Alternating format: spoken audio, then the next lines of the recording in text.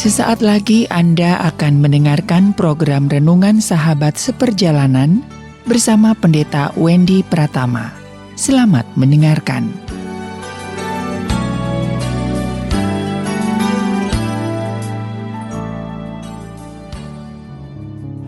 Selamat berjumpa kembali dalam layanan audio Sahabat Seperjalanan. Hari ini adalah hari Minggu 22 November 2020. Tema saat teduh dan renungan hari ini dengan judul Selalu Ada Jalan Keluar. Selalu ada jalan keluar. Firman Tuhan terambil dalam 1 Korintus 10 ayat 13. Demikian bunyi kebenaran firman Allah.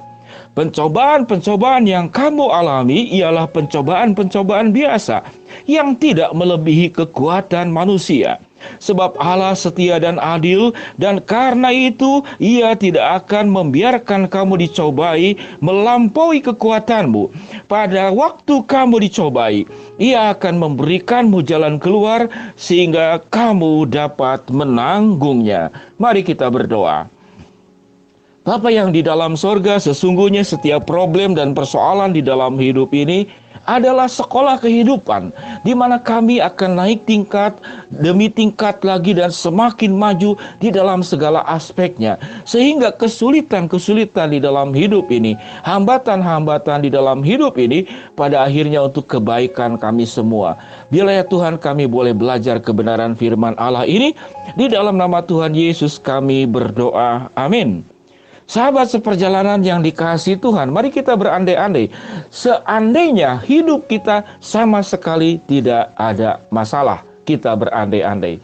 Seandainya hidup kita ini sama sekali tidak ada masalah, segala sesuatu tersedia, tidak ada problem, maka persoalan adalah otak kita, kemampuan kita memecahkan masalah itu tidak pernah terlatih.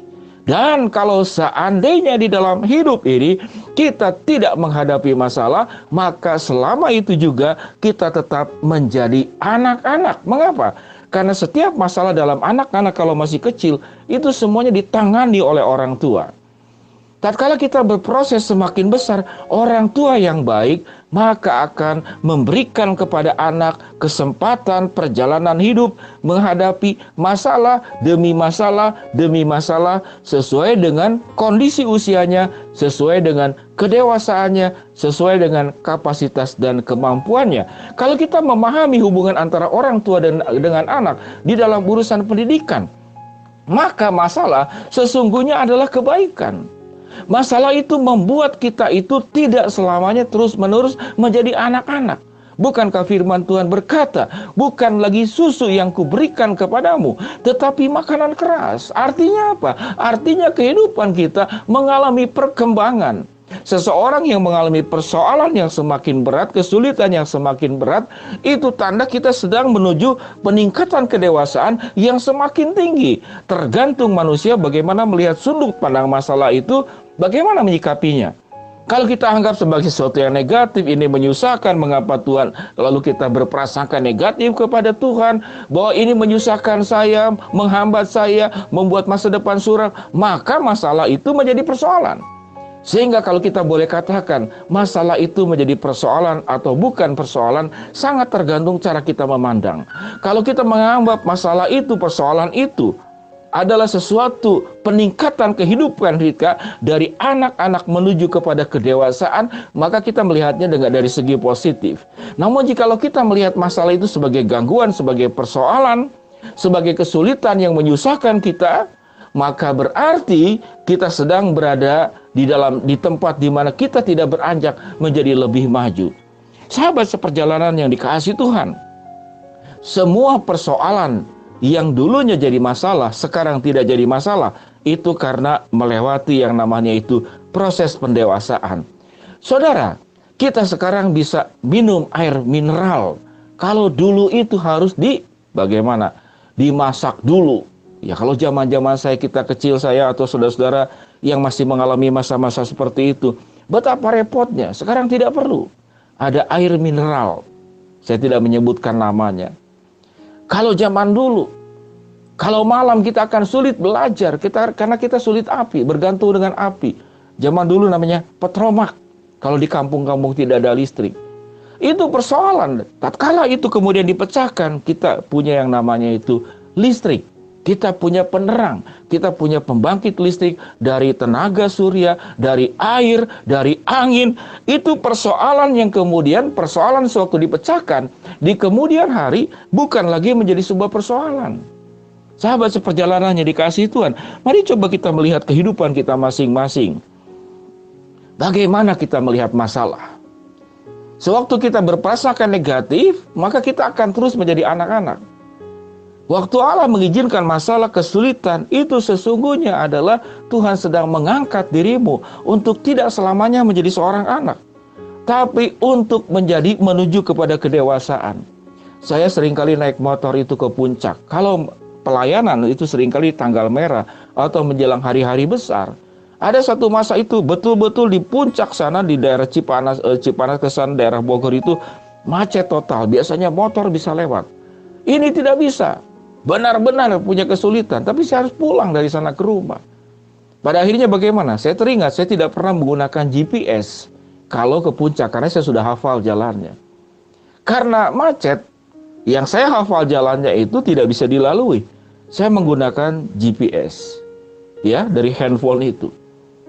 Lalu saya mengikuti apa yang diinstruksikan, belok kiri ya belok kiri, belok kanannya belok kanan. Lalu jalan itu ke kampung semakin gelap. Saya mulai meragukan apakah ini benar atau tidak. Tetapi pada akhirnya saya belajar taat saja. Kalau meragukan juga saya tidak tahu jalan. Belajar taat saja, saya taat saja. Nah, kenapa makin lama itu makin ke tempat yang salah? Seakan-akan menurut saya. Tapi saya belajar percaya kepada GPS ini. Yang cukup menarik kemudian mulai kelihatan ada lampu-lampu dari perkampungan penduduk yang semakin jelas. Akhirnya saya dibawa ke jalan raya. Tembus-tembus itu hampir ke daerah Cianjur. Dan jalanan sudah dalam keadaan lancar. Sahabat seperjalanan yang dikasihi Tuhan, pada saat kita menghadapi masalah lalu kita tidak sanggup untuk mengatasinya, Tuhan memberikan kepada kita akal, kecerdasan, dan segala macam kemampuan, kerjasama, manajemen. Kita bisa minta tolong kepada orang lain. Namun tatkala dunia ini tidak bisa memberikan pertolongan kepada kita, maka pada akhirnya satu-satunya jalan kita meminta tolong Allah sebagai GPS kehidupan kita, penunjuk arah hidup kita. Hanya ada satu syarat, yaitu ketaatan penuh. Engkau tidak perlu bertanya sekalipun itu lewatin yang gelap selama saya perjalanan naik motor tersebut. Karena itu sudah malam hari. Saya tidak bertanya lagi. Saya cuma mengikuti persis tanpa membantah. Dan pada akhirnya petunjuk jalan itu membawa saya kepada jalan yang sudah semakin dekat dengan rumah. Sahabat seperjalanan yang dikasihi Tuhan, kalau dalam kehidupan ini kita menghadapi kendala dan masalah, kita belajar bahwa Tuhan sedang mengangkat engkau tidak lagi menjadi anak-anak. Tuhan sedang memberi engkau tidak lagi susu, tapi makanan keras. Supaya engkau dewasa, supaya engkau matang. Sewaktu engkau melewati pengalaman-pengalaman masalah hidup yang lewat tersebut, engkau menjadi terampil, engkau punya pengalaman hidup. Dan engkau bisa menjadi berkat buat orang lain karena engkau pernah melewati masalah-masalah kehidupan. Sehingga sewaktu engkau berbicara, mengajar orang, menasehati keluarga, menasehati orang yang kurang pengetahuan, mereka percaya kepada kita. Mengapa? Karena kita pernah melewatinya dan kita berhasil. Namun tatkala kita diperhadapkan kepada masalah, siapapun tidak ada yang bisa membantu lagi. Pada akhirnya setiap kehidupan kita harus selalu bersandar kepada Allah. Namun pada titik di mana siapapun tidak bisa ada lagi yang membantu kita, maka kita harus meminta kepada Allah petunjuk kehidupan kita. Sahabat seperjalanan yang dikasihi Tuhan, setiap masalah kehidupan selalu ada jalan keluar.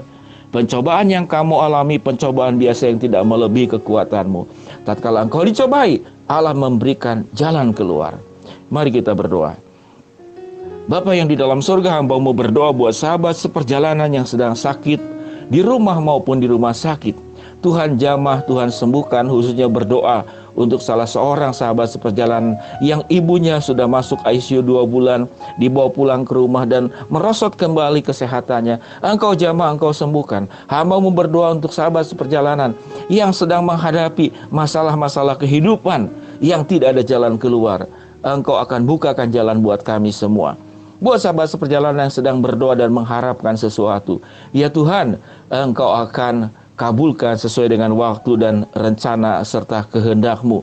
Pada akhirnya berkati kami semua sahabat seperjalanan yang akan mengikuti ibadah di hari Minggu ini. Di dalam nama Tuhan Yesus kami berdoa. Amin. Shalom sahabat seperjalanan, happy Sunday, selamat beribadah. Tuhan memberkati sahabat seperjalanan bersama dengan keluarga. Selalu sehat, doa saya mendoakan Anda semua. Amin.